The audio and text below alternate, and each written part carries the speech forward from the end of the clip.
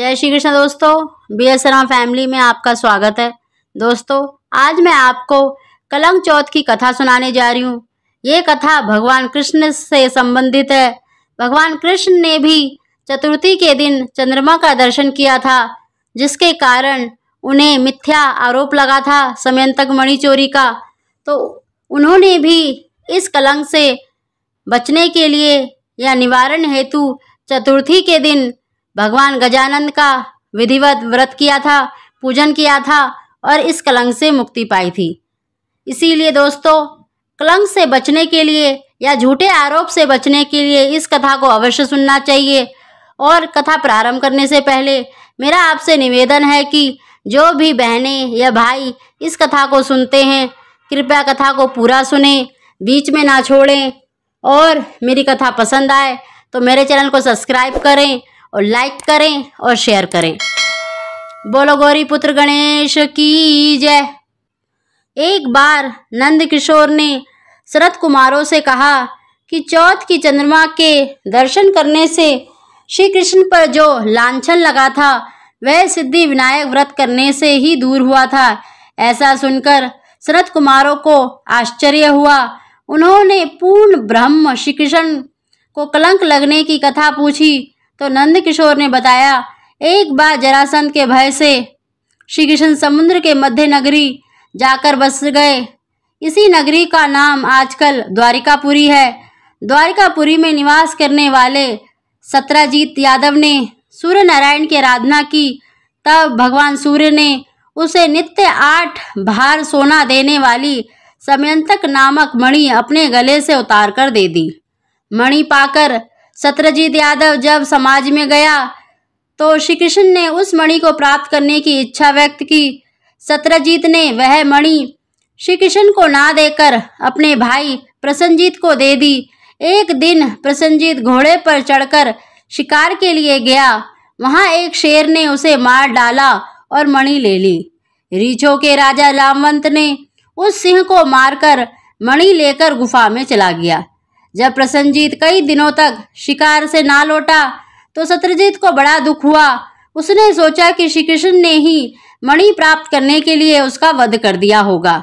अतः बिना किसी प्रकार का जानकारी जुटाए उसने प्रचार कर दिया कि श्री कृष्ण ने प्रसन्नजीत को मारकर समयंतक मणि छीन ली है।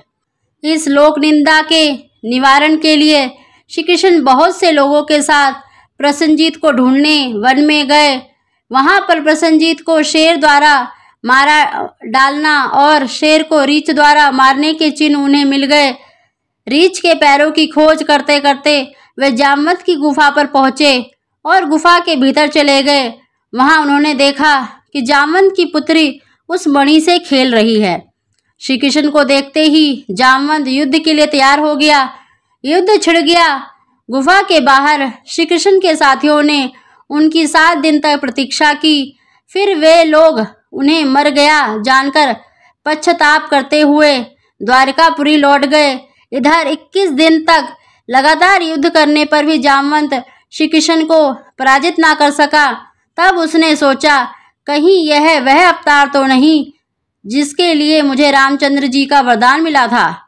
यह पुष्टि हो जाने पर उसने अपनी कन्या का विवाह श्री कृष्ण के साथ कर दिया और मणि दहेज में दे दी। श्री कृष्ण जब मणि लेकर वापस आए तो सत्यजीत ने अपने किए हुए पर बहुत लज्जित हुआ। इस लज्जा से मुक्त होने के लिए उसने भी अपनी पुत्री का विवाह श्री कृष्ण के साथ कर दिया। कुछ समय के बाद श्री कृष्ण किसी काम से इंद्रप्रस्थ चले गए। तब अक्रू तथा ऋतु वर्मा की राय से शतधनवा यादव ने सत्यजीत को मारकर मणि अपने कब्जे में ले ली। सत्यजीत की मौत पर समाचार मिला तो कृष्ण जी जल्दी द्वारका पहुंचे। वे शतधनवा को मारकर मणि छीनने को तैयार हो गए।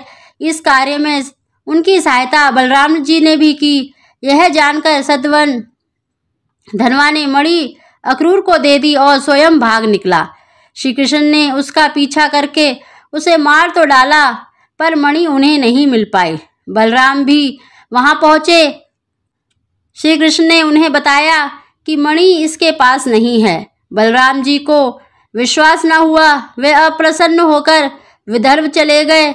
श्री कृष्ण द्वारिका लौटे तो लोगों ने उनका भारी अपमान किया। तत्काल यह समाचार फैल गया कि समयंतक मणि के लोभ में श्री कृष्ण ने अपने भाई को भी त्याग दिया। श्री कृष्ण अकारण प्राप्त अपमान के शोक में डूबे थे कि सहसा वहां नारद जी आ गए। उन्होंने श्री कृष्ण को बताया, आपने भाद्रपद शुक्ल चतुर्थी के चंद्रमा का दर्शन किया था, इसी कारण आपको इस तरह का लांछित होना पड़ा। श्री कृष्ण ने पूछा, चौथ के चंद्रमा को ऐसा क्या हुआ जिसके कारण उसके दर्शन मात्र से ही मनुष्य कलंकित होता है? तब नारद जी बोले, एक बार ब्रह्मा जी ने चतुर्थी के दिन गणेश जी का व्रत किया था। गणेश जी ने प्रकट होकर वर मांगने को कहा तो उन्होंने मांगा कि मुझे सृष्टि की रचना करने का लोभ ना हो। गणेश जी जो ही तथास्तु कहकर चलने लगे, उनके विचित्र व्यक्तित्व को देखकर चंद्रमा ने उनका उपहास किया। इस पर गणेश जी ने रुष्ट होकर चंद्रमा को श्राप दे दिया कि आज से कोई तुम्हारा मुख नहीं देखना चाहेगा। श्राप देकर गणेश जी अपने लोक को चले गए और चंद्रमा मानसरोवर की कुमुद नदियों में जा छिपा। चंद्रमा के बिना प्राणियों को बड़ा कष्ट हुआ। उनके कष्ट को देखकर ब्रह्मा जी की आज्ञा से सारे देवताओं के व्रत से प्रसन्न होकर गणेश जी ने वरदान दिया कि अब चंद्रमा श्राप से मुक्त तो हो जाएगा, पर भाद्रपद शुक्ल चतुर्थी को जो भी चंद्रमा के दर्शन करेगा उसे चोरी आदि का झूठा लांछन जरूर लगेगा। किंतु जो मनुष्य प्रत्येक द्वितीया को दर्शन करता रहेगा वह इस लांछन से बच जाएगा। इस चतुर्थी को सिद्धि विनायक व्रत करने से सारे दोष छूट जाएंगे। यह सुनकर देवता अपने अपने स्थान को चले गए।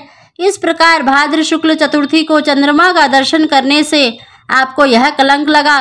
तब श्री कृष्ण ने कलंक से मुक्त होने के लिए यही व्रत किया था।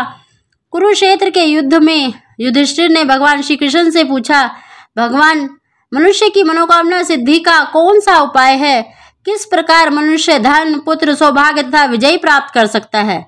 यह सुनकर श्री कृष्ण ने उत्तर दिया, यदि तुम पार्वती पुत्र श्री गणेश जी का विधि पूर्वक पूजन करो तो निश्चय ही तुम्हें सब कुछ प्राप्त हो जाएगा। तब श्री कृष्ण जी की आज्ञा से ही युधिष्ठिर ने गणेश चतुर्थी का व्रत करके महाभारत का युद्ध जीता। बोलो गजानन भगवान की जय।